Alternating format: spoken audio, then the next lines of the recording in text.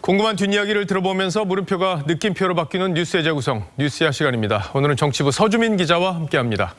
자, 첫 번째 물음표 보죠. 네, 첫 번째 물음표는 쓴소리 금태섭 공천 위기로 하겠습니다. 예, 금태섭 의원이 고비 때마다 이제 소신 발언을 해서 주목을 받고 또 당내 친문 진영에서는 좀 미운 털이 박혔다 이런 얘기도 많았는데 이제 공천 때가 되긴 됐군요. 네, 그렇습니다. 민주당이 어제 저녁에 43개 지역의 공천 심사 결과를 발표를 했는데 금의원의 지역 구조 서울 강서구 갑 지역을 추가 공모 지역으로 선정을 했습니다. 그러니까 현역 의원이 공천 신청을 했는데 신청을 추가로 받겠다. 그렇습니다. 이거는 공천을 주지 않겠다 이런 의미로 얼마든지 해석이 가능한 거 아닙니까? 예, 그러니까 강서 갑은 정봉주 전 의원이 공천 부적격 판정을 받으면서 금의원을 포함해 3명의 신청자가 현재 남은 상황입니다.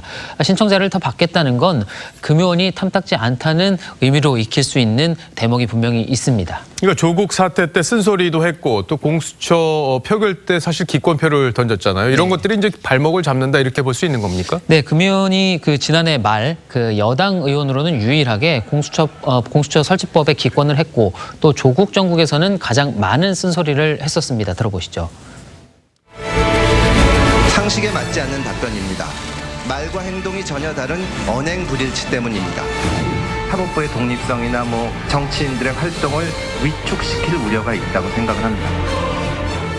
네, 금의원은 법무부의 공소장 비공개 결정도 공소장은 공개가 원칙이라며 비판하기도 했습니다. 네, 당사자인 금태섭 의원이 이제 심경이 지금 굉장히 복잡할 텐데 혹시 통화를 좀 해봤습니까? 네, 해봤는데요. 의기소침해 있을 거라고 짐작을 했었는데 예상보다 이 목소리가 밝아서 좀 놀랐습니다. 후보자는 당이 결정하는 대로 따를 수밖에 없다. 또 끝까지 최선을 다하겠다고 금의원은 말했습니다. 지금 현재로서는 당이 어떤 결정을 내리는지 금의원도 지켜볼 수밖에 없는 상황일 텐데 네. 공심위가 어떤 결정을 내릴지 취재를 좀 해봤습니까? 네, 어제 회의에 참석했던 한 공천관리위원과 통화를 해봤는데요. 일단 금의원을 이 공천에서 배제한 건 아니다 이렇게 밝혔습니다.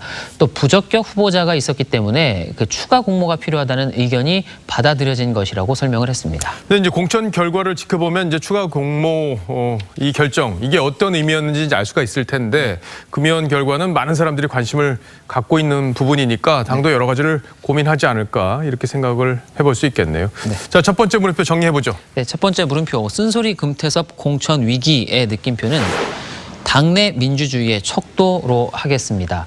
이 국회의원은 헌법기관인데 청와대나 당 지도부 눈치만 보고 일한다면은 이 국민의 대의기관이라고 하기가 어려울 겁니다. 추후 모습을 보면 당내 민주주의 수준을 알 수 있지 않을까 합니다. 근데 이 문제는 이제 선거 전략 측면에서도 볼 필요가 있을 텐데 금 의원을 공천하지 않으면 이제 중도 진영에 대한 외연 확장 이 부분에서 악재가 될 수도 있기 때문에 민주당이 고민을 많이 할 수 있겠다 이렇게 볼 수 있겠습니다. 네. 자, 두 번째 물음표로 가보죠. 네, 두 번째 물음표는 나경원 대항마 결정으로 하겠습니다. 사실 이제 나경원 의원 지역구에 민주당에서 어떤 공천을 할지 이게 굉장히 관심인데 민주당 내에서 좀 상황이 좀 좁혀지는 모양이네요. 네, 한국당은 일찌감치 나 의원을 이 단수 후보로 내세웠는데 민주당도 어제 동작을을 포함해서 8곳을 추가로 전략 공천지로 선정을 했습니다. 이 동작을은 종로, 광진, 을과 함께 서울 3대 승부처로 꼽히는 곳입니다. 예, 전략 공천지다. 이건 누가 그 지역에 공천 신청을 했던지 간에 당이 영입 케이스까지 고려해서 이제 결정을 하겠다 이런 의미잖아요. 네. 자, 그렇다면은 기존에 공천 신청을 한 사람들 그 사람들은 배제되는 걸로 봐도 되는 거죠? 네, 그렇습니다. 동작을엔 강희용 전 추미애 대표 정무조정실장과 허영일 전 김부겸 장관 정책보좌관이 뛰고 있는 곳인데 지켜봐야겠지만 일단은 두 사람 모두 고배를 마시게 됐습니다. 자, 그럼 두 사람을 제외하는 걸로 본다면 제3의 인물을 당에서 누군가를 고려하고 있다 이렇게 봐야 되는 건가요? 네, 민주당은 앞서서 고민정 전 청와대 대변인 또 나 의원과 서울대 82학번 동기죠. 이용우 전 카카오뱅크 공동대표 등을 후보로 넣고 여론조사를 돌렸던 것으로 알려졌습니다.